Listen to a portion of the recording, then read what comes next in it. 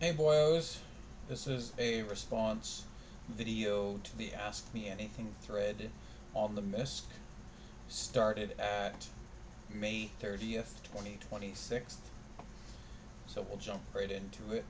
Eldar I do not says what's up. Um, not too much. Not much new. Uh, just been walking a couple hours every day. Weight loss is okay. Not crazy, but it's there. Continuing on. And Eldar I do not also says, "What's your favorite movie?" I like the first Fast and Furious, but there's so many good movies. Favorite movies. I'm not a big movie watcher. Um, I think the Matrix series was good.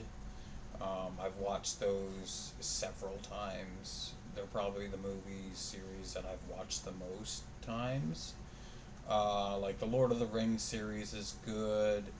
Harry Potter, like the first couple movies were good. They tended to get worse as the series went on, with the last couple from when they're adults were not good at all. I didn't even finish watching those couple of last movies, whereas the first couple movies were quite good.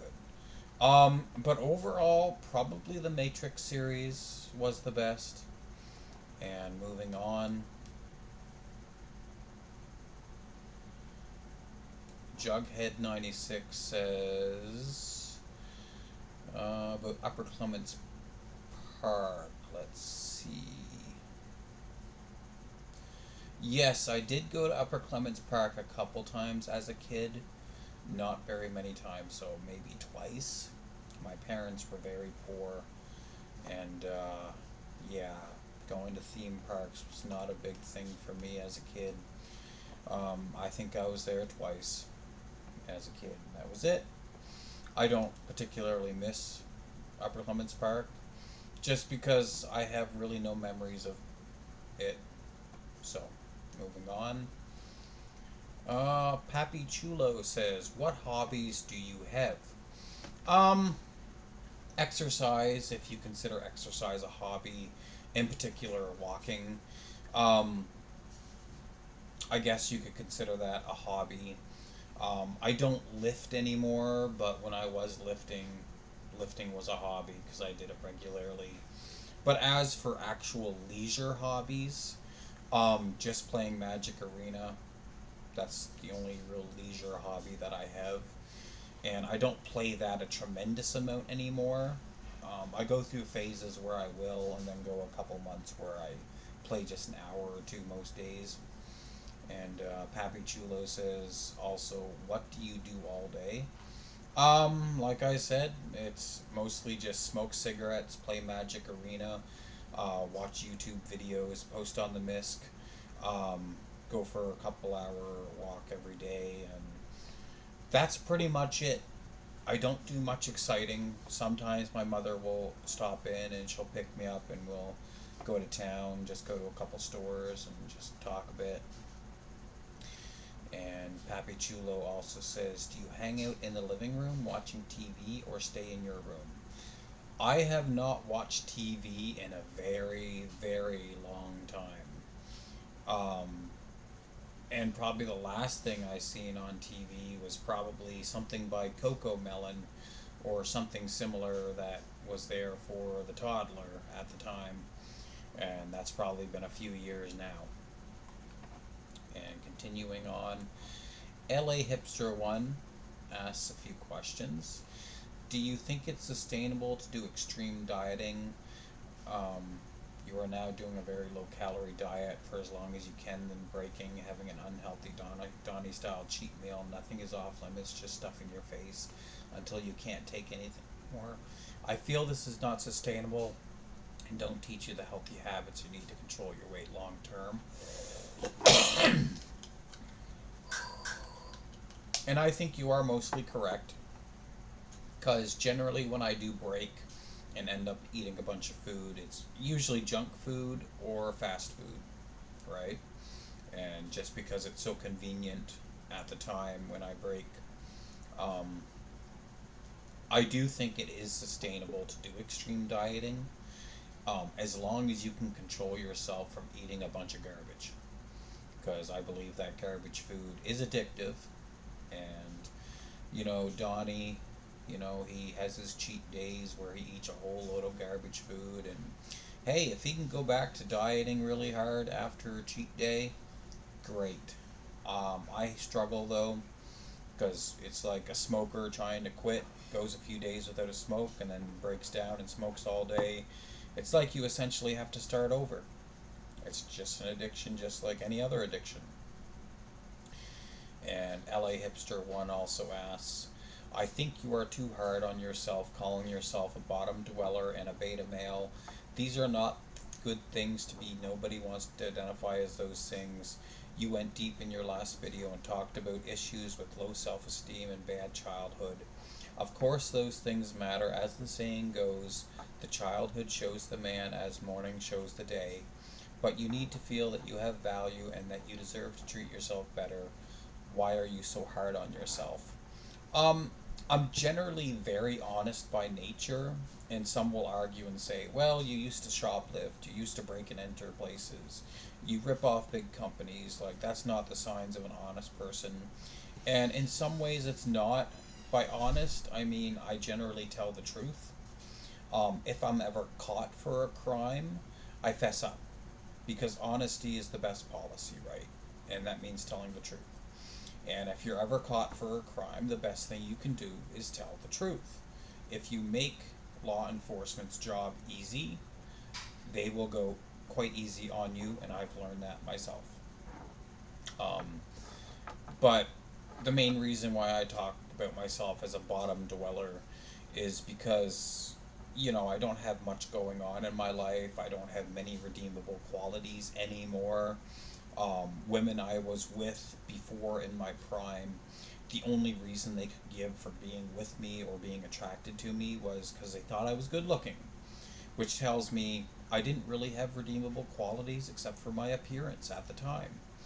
And as far as being a bottom dweller, like, I scrape bottom. I'm on disability. I don't have a substantial income. I'm quite overweight, and along with that comes not being very good looking. I don't have very many outstanding skills or qualifications or anything like that other than related to games. I'm a good salesman, but I'll probably never utilize that skill again. That's why I talk about myself as a bottom dweller, and beta male is because I possess a lot of beta characteristics. Automatically, the misc assumes beta means, somebody who's a bitch, basically. And that's not quite the truth. Beta males get a bad rap because beta males tend to strike out with women. Because beta males are looking at long term rather than short term in a relationship. Alpha males are all about a one night stand or a fling. And that's appealing to women because it's exciting. It's a thrill. When you lay it out on the table for a woman that you want a long term commitment, it scares them away because it puts them in a position where they have to accept you or reject you. And the thing is, when you give a person a choice of saying yes or no, they will usually say no. And I learned that from being a salesman. And being a salesman and being a player are very similar. Okay? It's just I have no experience with being a player. If I utilized my skills as a salesman to become a player, I could probably do quite well, I think. But I have no interest in seducing women, even though that's the start of a relationship, is to seduce a woman. But I'm a very beta male, and that I don't want her to be with me just because I seduced her and I happen to turn her crank just right. Okay? I don't want to be with a woman for that reason. Um, but that's mostly why I say I'm a beta male, because I lay things out on the table that I want a long term relationship. I don't want to fling. Every relationship I've been in, um, it was kind of a a verbal agreement that we're in a relationship before we actually started doing anything physical. Whereas with an alpha male, it's typically the honest opposite. Typically, things escalate to another level physically before there's any talk about being girlfriend boyfriend kind of thing, right? Um, tip Basically, I'm looking for a life partner, not a fling. And alpha males would most likely argue and say, well, you know, if you get them in bed, you've got them, basically, right? And it's true to an extent. There's no lie there. But beta males get a bad rap because they tend to strike out with women because they try to be a woman's friend. So then the woman views them as a gay friend.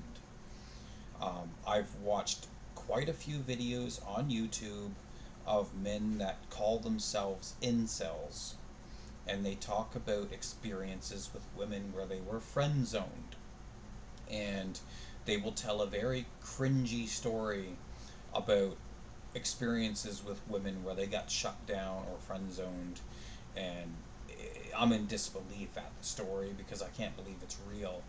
And my takeaway from those men that are supposedly incels that strike out with women, they friend zone themselves because they want to be her gay friend, right? So that's typically where beta males fail. They try to be a woman's friend instead of her lover. And I'm not, you know, I have made the mistake of doing that as well. I try not to. But I had it easy in my youth because, unlike these incels I see on YouTube, I was actually attractive in my youth, whereas these incels I see on YouTube, not very attractive at all. So they can't just glide by on their looks. But I hope that sums it up why I refer to myself as a bottom dweller and also as a beta male. And moving on, LA Hipster 1 also asks, it turns out you were 100% correct on Michelle. She has apparently had her taco eaten and stuff by many Latin lovers, and we are not talking the Mark Anthony types either. I can assure you that you are in general good at reading women's characters. If so, how can one develop these skills? Well, obviously, if you want to be a good player, you have to play the game. And a lot of men my age would probably put me to shame with their experience and expertise on women because I've been out of the game for quite some time now, probably close to 15 years. I have made virtually no attempt to get anywhere with a woman. A lot of it does come with age.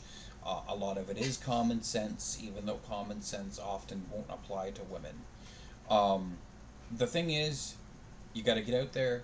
You have to have experience with women. You have to try different things. If you get shut down, you don't embody the experience or rejection as part of who you are. And that is one big thing that these supposed incels do. They get rejected once, they carry the story for the next 10 years about how they were rejected the one time that they made a move on a woman, and they make it part of their personality, right? Like a fat person who's always been fat, and they adopted as part of their personality that they are the fat guy, right? The thing is, you have to let go. You have to let go of those things, and that's a big deal. These incels I've seen online, on YouTube, they talk about an experience with women, like I was saying before, and they embody the negativity of the experience and make it part of who they are as a person. So the thing is, with women, if you get shut down, you move on. Try not develop try not to develop one-itis, where you get in the notion in your head that this woman is perfect. This woman is the perfect woman and she is the only one who will complete me.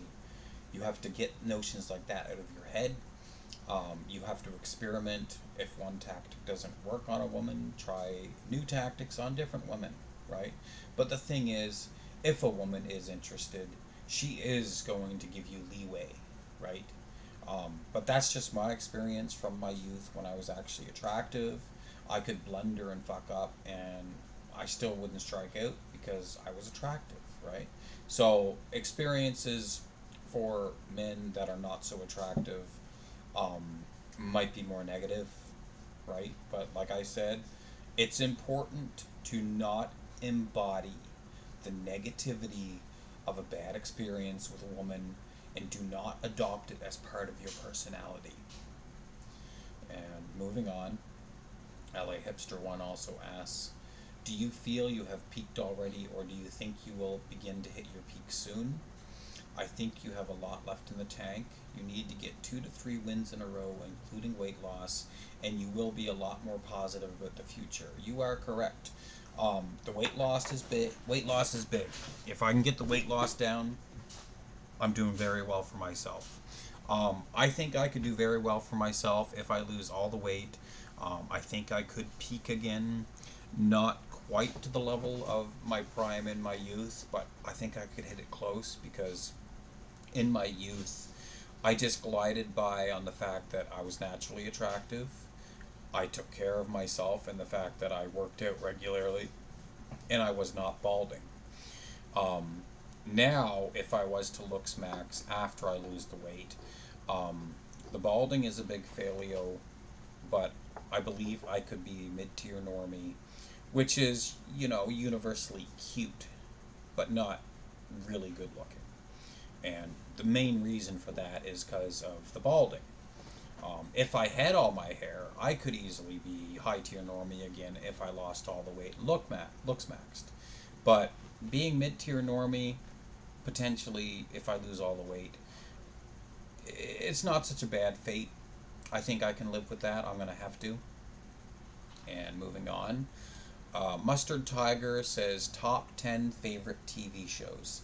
In no particular order, let me start. The Simpsons is on there. That's definitely a good one.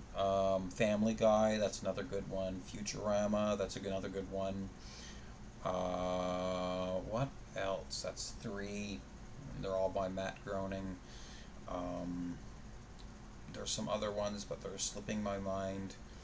Um, Damn, can't think. Those are what comes to mind. 7 more. Fuck, I can't think of 7 more. I'm not a big TV show watcher. I'm not a big movie buff. But yeah, The Simpsons, Family Guy, Futurama are definitely on there. Moving on. Pappy Chulo says, have you considered quitting smoking?